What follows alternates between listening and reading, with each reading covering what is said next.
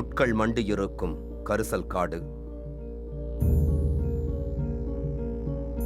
அங்கு தனியாக ஒரு முதியவர் உழுது கொண்டிருக்கிறார்.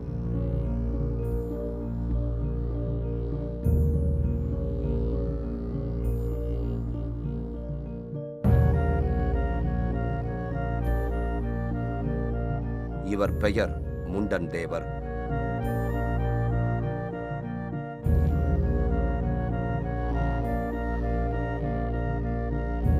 இவர் வசிக்கும் ஊரின் பெயர் சீவலப்பேரி.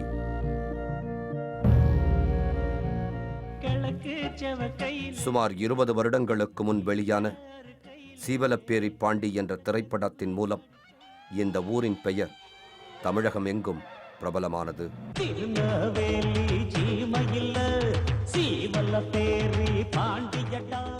திருநெல்வேலி மாவட்டத்தில் உள்ள சிறு கிராமம் இந்த சீவலப்பேரி.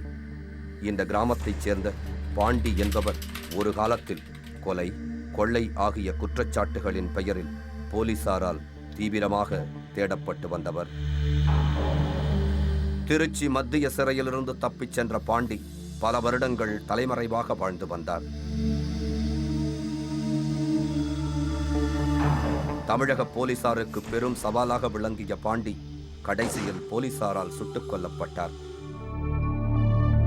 சீவலப்பேரி கிராமத்தில் மட்டுமல்ல, திருநெல்வேலி மாவட்டம் முழுவதுமே இந்த பாண்டியை பற்றிய பல்வேறு விதமான கதைகள் இன்று வரை உலவி வருகின்றன. சீவலப்பேரி கிராமத்தில் ஊர் மக்கள் பலர் பாண்டியை ஒரு தெய்வமாகவே வழிபட்டு வருகிறார்கள்.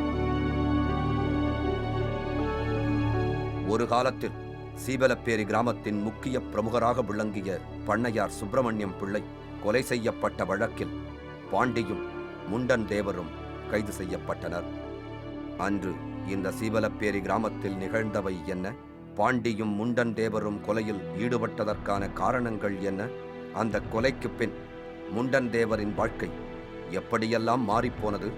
இன்று பாண்டி தெய்வமாக வழிபடப்பட்டு வருவதன் பின்னணி என்ன? திருநெல்வேலி மாவட்டத்தில் பெரும் பரபரப்பை உருவாக்கிய சீவலப்பேரி பாண்டி மற்றும் முண்டன் தேவரின் வாழ்க்கையில் நடந்த திருப்புமுனையான சம்பவங்களும் அதன் பரபரப்பான பின்னணியும் பற்றி நாம் இன்று பார்க்க இருக்கிறோம். சீவலப்பேரி கிராமத்தில் பாண்டி மற்றும் முண்டன் தேவரின் குடும்பத்தினர் விவசாயம் செய்து வந்தனர். உழவு வேலை, ஆடு மாடு மேய்ப்பது என்று முண்டன் தேவரின் சிறு பிராயம் இனிமையாய் கழிந்து வந்தது. பாண்டி வீட்லேயும் எங்கள் வீட்லேயுமே ஏகப்பட்ட விவசாயங்கள், பெரும் விவசாயி நாங்கள். எங்கள் அப்பாவும் அவள் அப்பாவும் ஒன்றா பிறந்தாங்க. சித்தப்பாவும் பெரியப்பா மக்கள். நாங்கள் திருச்சியிலேருந்தே பழக்கம். 2 பேரும் தான் எங்கேயும் போகிறது வர்றது. பாண்டி நல்லா ஆடம்பரம், ராஜாக்கள் கணக்காக தான் வாழ்ந்துக்கிட்டு இருந்தான். அவன் வீட்டில் எந்த குறையும் கிடையாது. அவன் வீட்லேயும் பசு மாடு, காளை மாடு, ஆடு, குட்டி, அவன் வீட்லேயும் 3 உடம்பு இருந்து ஆடு மாடு மேய்ச்சிக்கிட்டு தான் இருந்தாங்க. அவன் ராஜா கணக்காக அங்கே போக இங்கே போக கூப்பிட்ட இடத்துக்குலாம் போவான். நல்ல கேரண்டியாக தான் இருந்தான் அவன். வேட்டை, விளையாட்டு, கொண்டாட்டம் என மகிழ்ச்சிகரமாக நகர்ந்து கொண்டிருந்தது பாண்டி மற்றும் முண்டன் தேவரின் இளமை காலங்கள்.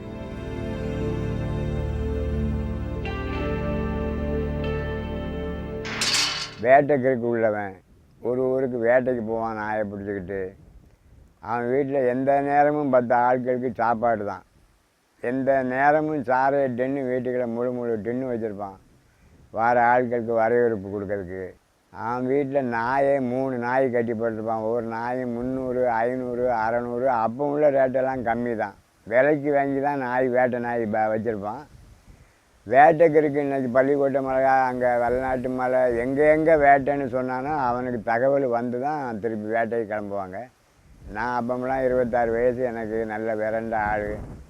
பாண்டி கூட எந்த காரியத்துக்கும் என்னை தான் கூப்பிடுவான் பாண்டி. பாண்டி மற்றும் முண்டன் தேவர் வளர்ந்த பிறகு சீவலப்பேரி கிராமத்தின் முக்கிய புள்ளிகளாக உருவெடுக்க ஆரம்பித்தனர். சீவலப்பேரி மற்றும் சுற்றுப்புற கிராமங்களில் நடக்கும் சிறு சிறு பிரச்சனைகளுக்கு பஞ்சாயத்து செய்ய ஆரம்பித்தார். ஏதாவது கட்ட பஞ்சாயத்து போக்குவரத்து வெளியே போனால் பாண்டி என்னை கூட்டிகிட்டு போவான். எங்கள் கூட எப்பவும் 10 ஆட்கள் வரும் போகும். எதுவும் அவங்களுக்கு செலவு பண்ணிவிட்டு அப்படியே வீட்டுக்கு வருவோம். இப்படி தான் சிஸ்டர் எங்கள் தொழில். படிப்படியாக பாண்டி மற்றும் அவரது குழுவினரின் செல்வாக்கு சீவலப்பேரி கிராமத்தில் வளரத் தொடங்கியது. பாண்டிக்கு உருவாகத் துவங்கியிருந்த முக்கியத்துவம் அந்த வட்டாரத்தின் பெரும் புள்ளிகளை உறுத்த ஆரம்பித்தது. ஊரின் முன்சீஃபாக இருந்த சுப்பிரமணியம் பிள்ளை என்பவருக்கு பாண்டியின் வளர்ச்சி எரிச்சலை உண்டு பண்ணியதாக கூறுகிறார் முண்டன் தேவர்.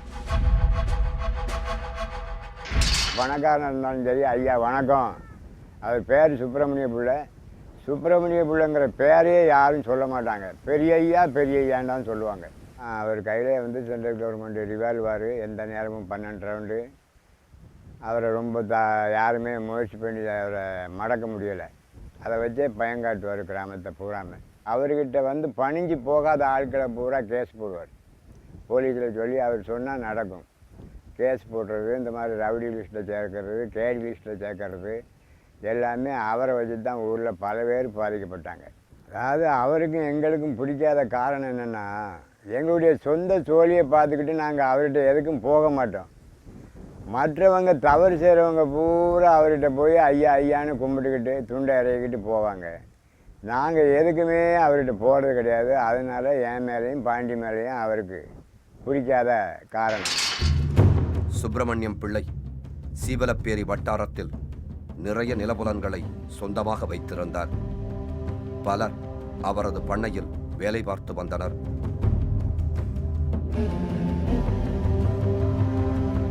அரசியல் பலம் கொண்டவராக சுப்பிரமணியம் பிள்ளை இருந்தமையால் ஊர் மக்களும் அவரை ஒருவித பயத்துடனே அணுகி வந்ததாக தெரிகிறது.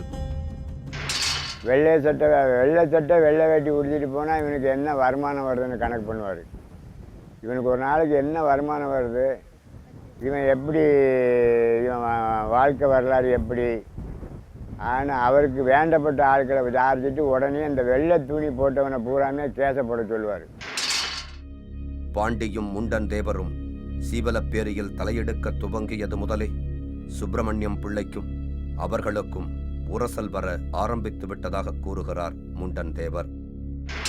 எங்கள் 2 பேரையும் கண்டா அவர் உடனே ஃபயர் பண்ணிடுவார். அந்த மாதிரி எங்கள் மேலே ஆகாது. எவனை நம்பினாலும் பாண்டியும் முண்டனையும் நம்ப முடியாது. அவனு நடைமுறையே பெரிய மோசமான நடைமுறை. இவனுக்கு தான் நம்மகிட்ட நெருங்க முடியும், வேறு எவனும் நெருங்க முடியாது.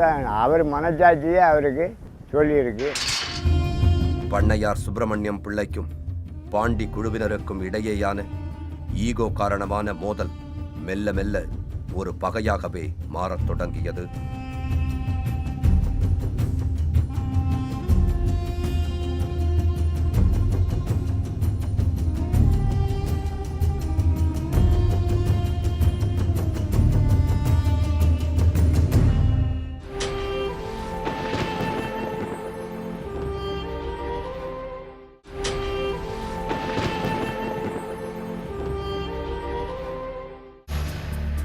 இந்த வேளையில் பாண்டிக்கு திருமணம் நடந்தது. பாண்டி குழுவினருக்கும் சுப்பிரமணியம் பிள்ளை தரப்பினருக்கும் இடையே அவ்வப்போது மோதல்கள் வந்தாலும் அவை சிலரால் சமரசம் செய்து வைக்கப்பட்டது. முண்டன் தேவருக்கும் திருமணம் நடைபெற்றது. அந்த காலங்களில் பாண்டி மற்றும் முண்டன் தேவரின் சமூக வாழ்க்கை மட்டுமல்லாமல் அவர்களது தனிப்பட்ட குடும்ப வாழ்க்கையும் சிறப்பாகவே சென்று கொண்டிருந்தது. கல்யாணம் முடிஞ்சு நான் விவசாயம் தான் பண்ணிக்கிட்டு இருந்தேன். போவேன், காட்டுக்கு போவேன், கரைக்கு போவேன், வெள்ளாமை விளைச்சல வந்து பார்த்துக்கிட்டு வருவேன். காடு காவலுக்கும் போவேன், எங்கள் சொந்த காட்டு காவலுக்கும் போவேன். இப்படிமா தான் என்னுடைய வாழ்க்கை போய்கிட்டு இருந்தது.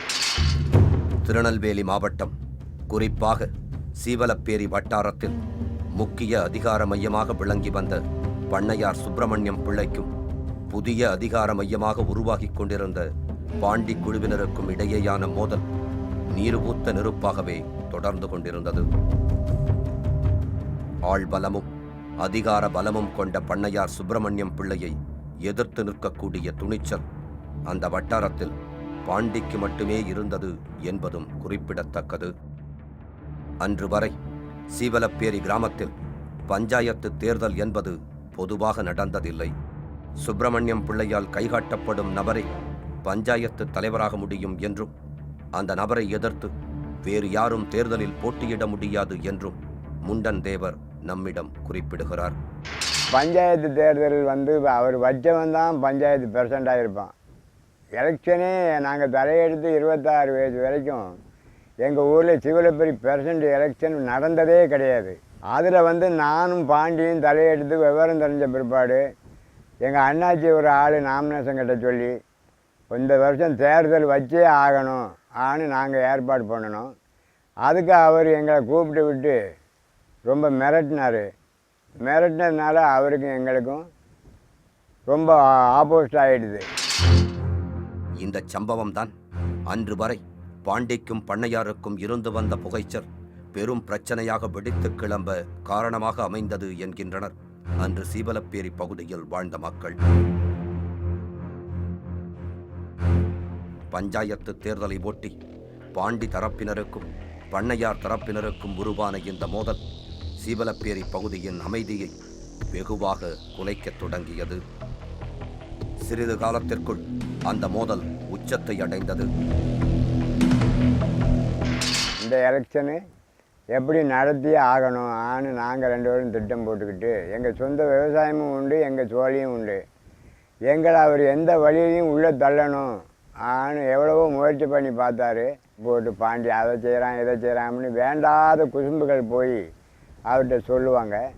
அவர் போலீஸில் சொல்லுவார்.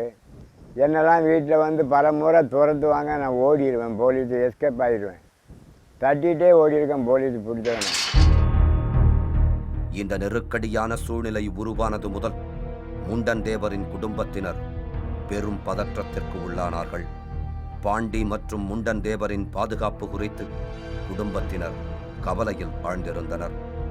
பயத்தில் இருந்த வீட்டினரை சமாதானம் செய்த பாண்டி மற்றும் முண்டன் தேவர் தாங்கள் கூடிய விரைவில் இந்த பிரச்சனையிலிருந்து மீண்டு விடுவோம் எனவும் நம்பிக்கை அளித்தனர். அந்த நேரத்தில் பாண்டியும் முண்டன் தேவரும் தலைமறைவாக வாழ்ந்து வந்தனர். உயிருக்கு உத்தரவாதம் இல்லாத அந்த சூழ்நிலையில் பாண்டியும் தானும் கொலை திட்டம் ஒன்றை தீட்டியதாக நம்மிடம் கூறினார் முண்டன் தேவர். கடைசி இவர் அப்படியே வளர விட்டுட்டா நம்மளை எப்படியும் இவர் தாக்கி போடுவார்கள், நான் சுட்டு போடுவார்னுட்டு தான் நாங்கள் அவரை கொலை பண்ணணும் நான் அவனுமே திட்டம் போட்டு திருநெல்வேலி கோர்ட்டுக்கு போகும்போதெல்லாம் அவர் பின்னால் நாங்களும் காரில் போய் கோர்ட்டில் வச்சு கொலை பண்ணிடணும்னு திட்டம் போட்டோம். செய்ய முடியல. அவரோட எப்பவும் 10-20 ஆட்கள் அவர் அடியாட்கள் பூராமே சுற்றி நிற்கும். எங்கள் பாண்டி முண்டை இந்த அவனுக்கு பேர் தெரிஞ்ச நிமிஷத்தில் அவங்க உஷாராகிடுவாங்க, நம்மளை சுட்டு போடுவாங்க. இதுக்காக மறைபொருளாகவே நின்று பார்த்து எவனாவது சொல்லி போடுறது, அவங்க அதை விட்டு எஸ்கேப் ஆகிடுறது, நாங்களும் டைம் கிடைக்காம வந்துடுறது. இப்படி 1 மாதமாக அலைஞ்சி சீவலப்பேரி கான்சாபுரம் பஸ் ஸ்டாண்ட் அன்று சுப்பிரமணியம் பிள்ளை அங்கு வர இருக்கிறார் என்ற செய்தியை அறிந்து கொண்ட பாண்டியும் தேவரும் முன்னரே அங்கு வந்து மறைவான பகுதியில் ஒளிந்து கொண்டனர்.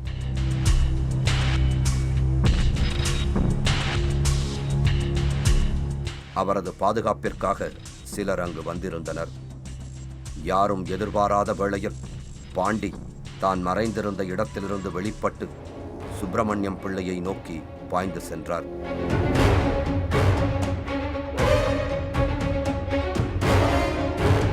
அடுத்த வினாடியே முண்டன் தேவரும் கையில் ஆயுதத்தோடு பண்ணையாரை நோக்கி விரைந்துள்ளார்.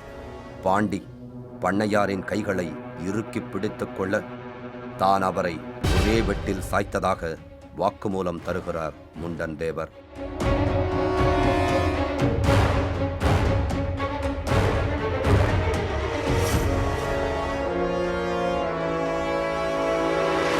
ஒரே வெட்டி தலை தூர விழுந்த பிற்பாடம் என் கையில் இருந்த அறுவாளை எங்கள் அண்ணாச்சி வாங்கி வில்லையாக வெட்டி குமிச்சிட்டாரு. வெட்டே ஒரு 25 வெட்டு 30 வெட்டு இருக்கும். பூரா கண்ட துண்டமாக வெட்டி போட்டு நாங்கள் பாட்டில் போயிட்டோம். பாண்டியும் முண்டன் தேவரும் அங்கிருந்து தப்பித்து தலைமறைவானார்கள். சிறிது காலம் பாண்டியும் தேவரும் வல்லநாட்டு மலைப்பக்கம் ஒதுங்கினர். பண்ணையார் சுப்பிரமணியம் பிள்ளையின் கொலை சம்பவம் திருநெல்வேலி மாவட்டத்தில் பெரும் பரபரப்பை உண்டு பண்ணியது. பதற்றம் தணியும் வரை திருநெல்வேலி போலீசாரின் கண்ணில் படாமல் பாண்டியும் தேவரும் பதுங்கியிருக்க வேண்டியிருந்தது. காடு மலை என தங்கள் வசிப்பிடத்தை அடிக்கடி மாற்றிக்கொண்டே இருந்தனர் பாண்டியும் தேவரும். அந்த காலங்கள் மிகவும் கடினமானவை என்கிறார் முண்டன் தேவர். அதுக்கப்புறம் போலீஸு வந்து ஏகப்பட்ட வேனு மணியாச்சில் தேடி அங்கே தேடி இங்கே தேடி நாங்கள் இப்படி கூடி நேரத்தை காத்து மலைங்காட்டை பார்த்து போயிட்டோம். உச்சி மலையிலேயே சோறு பொங்கி சாப்பிட்டுக்கிட்டு அங்கேயே தான் இருந்தோம். பாண்டி மற்றும் முண்டன் தேவரின் குடும்பம் மற்றும் சொந்த பந்தங்கள் போலீசாரின் விசாரணை வளையத்திற்குள் வந்தன.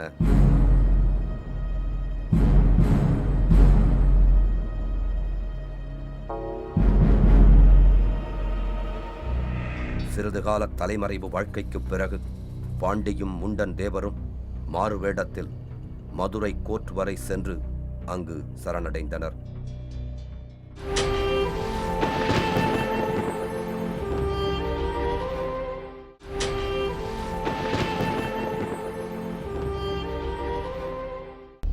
ஆயிரத்தி 1965 பாண்டி மற்றும் முண்டன் தேவர் ஆகியோர் மீது வழக்கு பதிவு செய்யப்பட்டது. 2 ஆண்டு விசாரணைக்கு பிறகு இருவருக்கும் மரண தண்டனை என தீர்ப்பு வழங்கப்பட்டது. 68, 69 வரைக்கும் தூக்கலாம் இருந்தோம். 3 வருஷம் தூக்கில் இருந்தோம். 3 வருஷமும் தனித்தனி லாக்கப்பு. ஒரு ஆளுக்கு ஒரு ரூம்பு தான். 3 வருஷம் தூக்கு கொட்டரையில் இருந்துட்டு 4ஆவது வருஷம்தான் காந்தி நூற்றாண்டு விழா எங்களுக்காக ஏற்பாடு பண்ணி அதுக்கப்புறம் அண்ணாதுரை தான் இறக்கி விட்டது எங்களை. பிறகு அது ஆயுள் தண்டனையாக மாற்றப்பட்டது. பாண்டியும் முண்டன் தேவரும் தனித்தனியாகவே சிறை வைக்கப்பட்டனர்.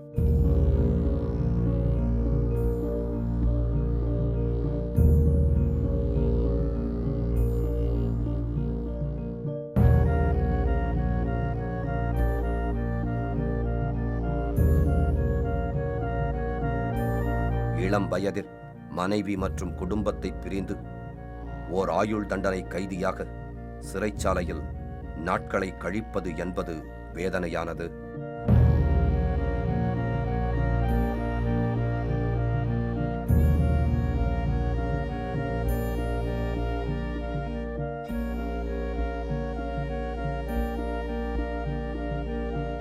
தனிமையில் பல்வேறு எண்ணங்கள் மனதை சூழ்ந்து கொள்ளும்.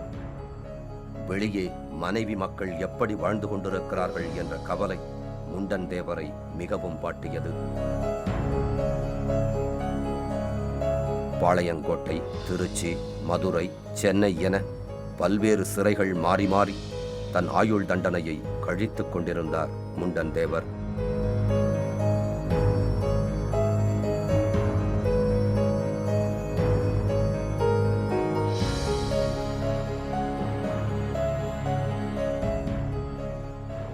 சமயம் திருச்சி மத்திய சிறையில் இருந்த பாண்டி திடீரென அங்கிருந்து தப்பித்துச் சென்றார்.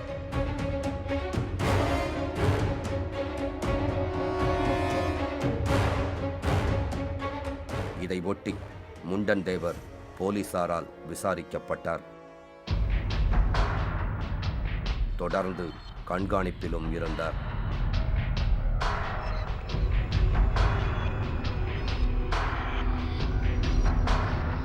ஆனால் பாண்டியின் இருப்பிடம் பற்றியோ அவரது மனைவி குறித்தோ எந்த தகவலும் தனக்கு அப்போது தெரிந்திருக்கவில்லை என்கிறார் முண்டன் தேவர். புருஷனை விட்டு பிரிஞ்ச உடனே அவளுக்கு புத்தி சுகம் இல்லாமல் ஆகி போச்சு. அங்கேருந்து லெட்ரு, அவன் திருச்சி மத்திய சிறையில் இருந்தான் எங்கள் அண்ணன் பாண்டி. இந்த லெட்டரை படித்து பாட்டின உடனே அவனுக்கு மூடு மாறி திருச்சி ஜெயிலிருந்து எஸ்கேப்பு. நைட்டோட நைட்டு மதுரை ஏறி குதித்து வந்து தான் 14 வருஷம் வெளியே தலைமறைவாக இருந்தான். புருஷன் பொண்டாட்டியுமே காட்டு வாழ்க்கை. அதுக்கப்புறம் கொடைக்கானலில் போய் அங்கே நல்ல எங்கே கூடி சம்பாதிச்சுக்கிட்டு சொந்த பணத்தையும் வச்சுக்கிட்டு அங்கே ஒரு 40 ஏக்கர் கொடைக்கானலில் போய் வாங்கி அங்கேயும் ஆட்களை அவனுக்கு பாடி கட்டுக்கு ஆட்களை சேர்த்துக்கிட்டு பூரா விவசாயம், கேரட்டு, லூக்கல், இந்த காலிப்புலவர், இந்த மாதிரி விவசாயங்கள் அங்கே பண்ணிக்கிட்டு அங்கே ஒரு 12 வருஷம் இருந்திருக்கான் கொடைக்கானலில். யாருக்குமே தெரியாது. அங்கே பூரா பாண்டிங்கிற பேரை விட்டுட்டு தாசு. பல வருடம் தலைமறைவாக இருந்த பாண்டி கடைசியில் போலீசாரால் சுடப்பட்டு இறந்தார். நம்ம ஊரில் இருந்து அவனுக்கு சொந்தக்கார ஒரு பையனை கூட்டிகிட்டு போய் அங்கே வேலைக்கு வச்ச இடத்துல அந்த பையன் எங்கள் ஊரில் வந்த இடத்துல தப்பு பண்ணி போலீஸில் மாட்டி பாண்டியை காட்டி விட்டு அந்த பையன்தான். அந்த பையன் தான் போய் போலீஸை கூட்டிகிட்டு போய் பாண்டி இருக்க இடத்த நான் காட்டுறேன், வாங்க பிடிச்சி தரேன் ஆன்னு போலீஸை கூட்டிகிட்டு போய் பிடிச்சி கொடுத்தது. இங்கே சில வாக்குமூலங்கள் கேட்டிருக்காங்க. அந்த வாக்குமூலமெல்லாம் அவன் நான் சொல்ல மாட்டேன்ட்டான். அதுக்கப்புறம் தான் அவனை ஷூட் பண்ணது. சிறையில் இருந்த தேவருக்கு இந்த செய்தி தெரிவிக்கப்பட்டது. தன் அண்ணனின் முடிவை எண்ணி மனம் வருந்தினார் முண்டன் தேவர். பாண்டியை சுட்டுட்டான்னு பேப்பரில் பார்த்தேன். இப்போ மதுரை ஜெயிலில் இருந்தேன். கொஞ்சம் சங்கடப்பட்டு தான் செஞ்சேன். சங்கடப்பட்டு என்ன ஆக போகுது, உயிர் திரும்பி வரப்போதா, வராது. குற்றச் செயல்கள் புரிந்துவிட்டு சிறைக்கு வரும் கைதிகளின் குடும்பங்கள் வெளியே பல இன்னல்களுக்கு ஆளாக வேண்டி வருகிறது. இது சிறை தண்டனையை காட்டிலும் வேதனையானது. வாழ வேண்டிய இளம் வயதில் எதிர்பாராத விதமாக ஒரு கொலையை செய்துவிட்டு குடும்பம் மற்றும் சொந்த பந்தங்களை பிரிந்து 15 வருடங்களுக்கு மேலாக சிறையில் வாழ்வது என்பது சோகமானது. ரொம்ப கஷ்டமான வாழ்க்கை தான். அந்த நேரத்தில் காலையில் கூழ், மத்தியானம் சோளக்களி, சாயங்காலம் போல் தண்டியில் ஒரு சின்ன கட்டி கொடுப்பான். இதெல்லாம் எல்லா சிறைவாதிகளுக்கும் வயதுக்கு பத்தாது. 17 ஆண்டு சிறையில் இருந்தேன். சிறையில் இருந்து கழிச்சிட்டு தான் ரிலீஸ் ஆகி 1982 ரிலீஸ் ஆனேன். இன்று முண்டன் தேவர் சீவலப்பேரியில் தன் சொந்த நிலத்தில் விவசாயம் செய்து கொண்டு நிம்மதியான ஒரு வாழ்க்கையை வாழ்ந்து வருகிறார். மிகவும் நிறைவானதாகவே உள்ளது அவரது நிகழ்காலம். இப்போ சொந்த விவசாயம்தான் பார்க்குறேன். பார்த்துக்கிட்டு மனைவி மக்களோட நல்ல முறையில் இருந்து திருப்தியாக இப்போ வாழ்ந்துக்கிட்டு இருக்கு.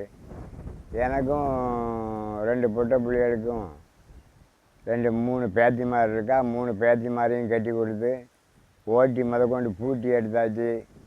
இன்னும் ஓட்டி ஒன்று தான் எடுக்கலை. இப்போ சம்பாரித்து அந்த பழைய பூமிகளை வச்சு விவசாயம் பண்ணி இப்போ எங்கள் குடும்பம் கொஞ்சம் நல்லா பசியாமல் சாப்பிட்டுக்கிட்டு நல்லா இருங்க. அந்த நேரத்தில் இருந்த சொத்து சோகம் எல்லாமே அழிஞ்சு போச்சு. நெருக்கடியான காலகட்டத்தில் அந்த ஒரு நிமிடம் மனிதர்கள் எடுக்க நேரும் தவறான முடிவுகள் அவர்களின் வாழ்க்கையையே திசை மாற்றி தடம் புரளச் செய்து விடுகிறது. பாண்டி மற்றும் முண்டன் தேவரின் வாழ்க்கையே இதற்கு உதாரணம். இந்த நிகழ்ச்சிக்காக முண்டன் தேவர் அவர்களிடம் நாம் பேசிய போது கடந்த காலங்களில் நடந்து போன மோசமான சம்பவங்களை பற்றிய வருத்தம் எதுவும் அவருக்கு இருப்பதாக காட்டிக்கொள்ளவில்லை. இது எங்களுக்கு உறுத்தலாகவே இருந்தது. அவரை நாம் திட்டம் போட்டு இவரை க்ளோஸ் பண்ணணும்னு நினச்சி நாம் செய்யும்போது ஒன்றும் வருத்தப்படுறது காரணம் இல்லைல்ல.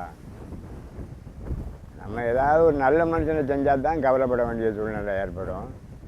அவன் பெரிய துஷ்டன், நிறையா மக்களுக்கு தீங்கு செய்கிறாரு. அதனால் அவரை நாம் திட்டம் போட்டு செஞ்சது ஒன்றும் எக்ஸ்பீரியன்ஸ் கிடையாது. என்ன காரணமாக இருந்தாலும் ஒரு மனிதரை கொலை செய்வது என்பது தண்டனைக்குரிய ஒரு குற்றச் செயலே ஆகும். எத்தனை நியாயம் கூறினாலும் அந்த செயலை உலகம் ஏற்றுக்கொள்ளாது. உணர்ச்சி வேகத்தில் கொலைகள் நடந்து விடுகின்றன. அதற்கு பின் எந்த குற்றமும் செய்யாத சம்பந்தப்பட்ட குடும்பங்கள் அந்த பாதிப்புகளை சுமக்க வேண்டி வருகிறது. முண்டன் தேவர், பாண்டி ஆகியோரின் குடும்பங்கள் இதற்கு உதாரணமாக நம்முன் காட்சியளிக்கின்றன. அந்த பக்கம் கொலையான பண்ணையாரின் குடும்பத்தாரும் இதே போன்று வேதனைகளை அனுபவிக்க வேண்டியிருக்கிறது என்பதே உண்மை. இதை யாரும் சிந்தித்து பார்ப்பது இல்லை. இதுபோன்ற நிகழ்ச்சிகளின் பின்னணியை தேடும் போதே நமக்கு பல குரூரமான உண்மைகள் புலப்படுகின்றன.